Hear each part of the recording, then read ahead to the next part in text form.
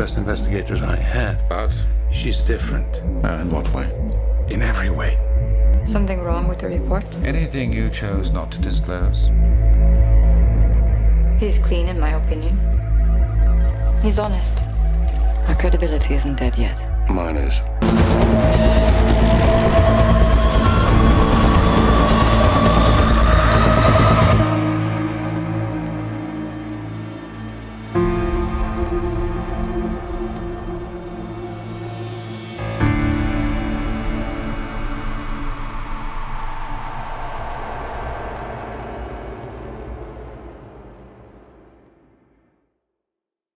Okay, we are back with our first review of the year, and it is of the highly acclaimed American remake of The Girl with the Dragon Tattoo. This is based on a best-selling novel by author Stieg Larsson, and that was subsequently made into a Swedish-language film, and it has now been remade in America by filmmaker David Fincher. Ethan, thoughts? Well, I'll just preface this with saying that I haven't seen the Swedish version. I haven't read any of the books. But I really like this film. And I think it's a case, though, of you can really see the importance of a director and how he can elevate material completely. Yeah, absolutely. The plot really isn't that much to write home about, I think. It's your basic mystery story where Daniel Craig's character is this sort of defaced or defamed journalist who is hired by Christopher Plummer's character to find his long-lost granddaughter. So it's a murder mystery, suspense thriller type of thing, and at the same time, you have the titular girl with the dragon tattoo, who's this goth, motorcycle-riding, hacker, bisexual, superhero feminist chick, who joins up with Craig's character later in the film, and they have this whole thing happening. The plot, I keep thinking, is a little bit boilerplate, except for maybe that one character. But I do agree, David Fincher brings a lot to the table. He really uses a lot of his tricks. Like, you can really tell it's a Fincher film because of the lighting, the color palette, the score. Yeah. What did you think about the acting? I thought it was really strong. I thought Rooney Mara was quite impressive. Mm-hmm. Daniel Craig's pretty solid. It's not that interesting of a character, but he's a good actor to watch. Pretty solid supporting cast too. Christopher Plummer or Robin Wright Penn. Mm-hmm. And back to David Fincher. What I think is interesting about him, because I think he was very acclaimed early in his career, like right off the bat. I mean, maybe not Alien 3, but like Seven and Fight Club and The Game and whatnot. And I think he was known because he was a music video director. He was known for bringing a very kind of flashy visual style. And I think maybe in that part of his career, he was more of sort of a Ridley Scott type director, where they sort of have a visual style, but not necessarily a distinct personality. Mm-hmm. But I think with now Zodiac, Social Network, and this, he has established kind of distinct interests, like kind of the procedural aspect, the idea of information, like how when they're doing the investigation, how everything's represented through photos, and like how information is so important. Yeah. He's very good at that kind of cinematic shorthand where information is conveyed to the audience through means other than dialogue. He lets the audience figure stuff out for himself, which is one thing I think the film drops the ball in towards the maybe the last act.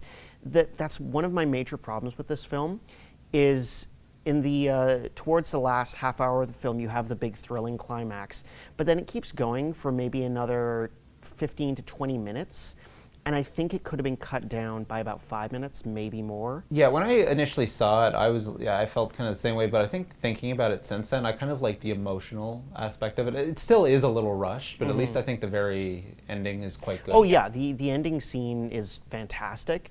I think there's a whole sequence leading up to it, which seems a bit padded to me. Aside from that, I think the story flow of the movie is fantastic. It's one of those movies where you have two storylines that basically converge in the third act and brings everything together. Overall, I did really like it. I don't think it's one of Fincher's best, but it's still got an honorable mention in my top 10 for the year.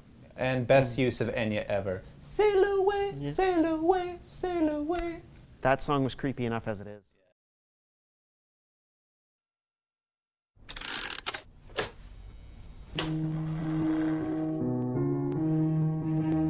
Sex. Male. Family. Child. Divorce. No.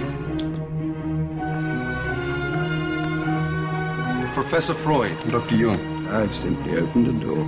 It's for the young men like yourself to walk through it. Perhaps she's the one for your experimental treatment.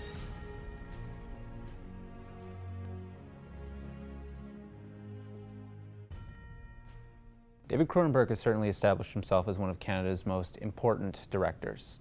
Starting out with horror such as The Brood and Rabid, which had a deep metaphorical nature to it, continuing into the 80s with films that had horror but also further took the intellectual aspects such as Dead Ringers and The Fly. And now in the 21st century, he's made films that are somewhat more Oscar-friendly but still very strange and intellectual. His newest film, A Dangerous Method, certainly feels that way. What did you think of it? I agree with what you were saying. I think this movie is just so restrained for Cronenberg. It's just so held back. We're used to seeing these just gross gore and body horror type stuff, and a lot more sexuality. Here it's a lot more talking, and Dangerous Method is the story of Sigmund Freud and Carl Jung and this patient they have that they're trying to help her out. And Carl Jung starts having an affair with her. And it's so not like Cronenberg, because the sex scenes are just so toned down, and everything just seems so just very Oscar friendly, as you say, or I feel like anyone could watch this movie, but I don't really think I enjoyed it as much as Cronenberg's other films. See, yeah, I'm understanding what you're saying, but I think as I've kind of spent more time away from the film, I think I actually love it. And I think it's a very deeply intellectual movie. Obviously, all this conversation, it's easy to say that. But I think what's interesting is how the first scene in the movie is Keira Knightley, the patient. She's in a carriage, and she's making all these weird faces. And there's kind of this music playing, and I sort of thought of it as the entrance of a monster in a movie. And sort of how she drives the young character throughout the film to be more kind of given to his worst impulses. And you have the Freud character there who's kind of trying to put him in a certain direction too. I think it's such an interesting kind of power play.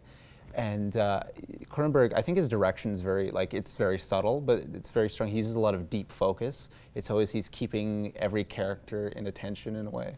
I think the turning point, though, is the Vincent Cassel character, who shows up for a very short amount of time, but I think he's one of the most interesting characters. And he just, he tells, Young, you should try polygamy, it's cool. And he's just a sort of, this asshole character, but not really. And he's really pushing Young to re-examine his life and try new things. And it's sort of interesting how Keira Knightley at the beginning is the one that's sort of crazy and just manic, and at the end it's Carl Jung who's sort of just sort of lost it a bit, and he's lost his humanity or that kind of aspect of his life that Keira Knightley at the end actually has. She has that happiness, and he's lost. He doesn't have it anymore. I'm curious what you thought of the performances, because Keira Knightley, as we mentioned, gives a pretty, I used to say, brave performance. She makes some pretty effed up faces throughout this movie. I think all the performances were really good all around, and maybe just, as I said, restrained in all kinds of ways, just except for Keira Knightley, who really, she gives it her all, but the other ones, it's Michael Fassbender, and we've seen in a lot of other things this year, and I think it's really his first just toned back performance, and he's playing it pretty straight. Viggo Mortensen as well, he just plays, we're so used to seeing these parodies of Freud, and he plays Freud in a very straight way, and I don't know, I enjoyed them, but I wasn't particularly fascinated by them. Okay, I was, and I think it is, like I said, it is a very talky film, but I don't think it's dry. I did have a problem with some of the scenes which were letters written from them, and it was just shots of them and then voice over the letters, and it seemed like such a plain way to shoot those scenes, and I wish Cronenberg had done something more interesting. I don't know what, but I wish he'd tried something different. Okay, well, I quite like this film, and I definitely recommend it. But would you overall? I guess not really. No. And I'm the Canadian film guy, but go see some older Cronenbergs like The Fly or something just more, even Eastern Promises or History of Violence, which I preferred because they had more of that taking chances and more of that violence and just. And The Fly, Jeff Goldblum vomiting on a donut. That's what it's all about, and now there's none of that. So I don't really think you should see A Dangerous Method.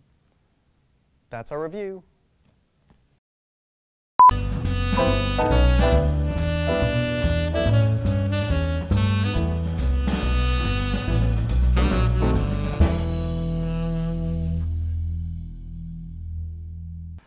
My DVD pick is season 1 of Portlandia. Now, this comedy on IFC, I had seen ads for it, and it looks sort of like another comedy in the vein of The Office and Parks and Recreation, kind of another mockumentary comedy, and those are fine, but I saw another one of those. Only once, though, did I stumble upon a marathon of it on TV and discovered that it's possibly the weirdest comedy since Tim and Eric Awesome's show, Great Job.